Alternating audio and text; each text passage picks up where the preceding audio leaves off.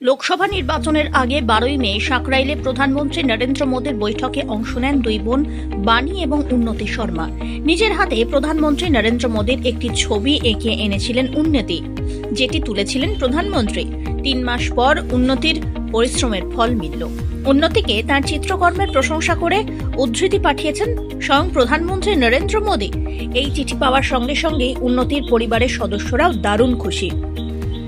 উল্লেখ্য, প্রধানমন্ত্রীর বক্তৃতার সময় বোন বাণী শর্মার সঙ্গে বৈঠকে গিয়েছিলেন উন্নতি। দুই বোন তাদের হাতে বেটি বাঁচাও বেটি পড়াও এবং প্রধানমন্ত্রীর ছবি পেন্সিল স্কেচ উঠিয়ে নাড়ছিলেন। প্রধানমন্ত্রীর চোখ সেদিকে পড়লে তিনি বক্তব্য মাঝপথে বন্ধ করে দেন। মঞ্চ থেকেই দুজনকে আশ্বস্ত করেন যে তিনি অবশ্যই তাদের ছবি নেবেন।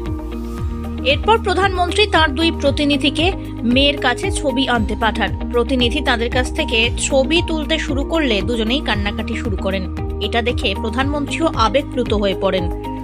चुनाव से पहले मोदी जी आए थे इधर भाषण देने के लिए।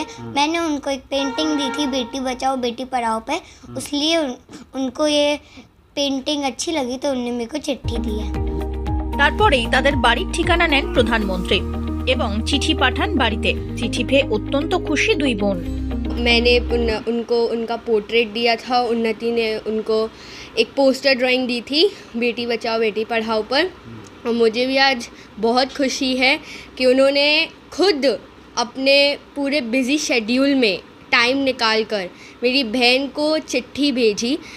पूरे उतने भीड़ में मेरे को और मेरी बहन को मेरा और उन्नति का ड्राइंग एक्सेप्ट किया। मुझे बहुत खुशी है इस बात की।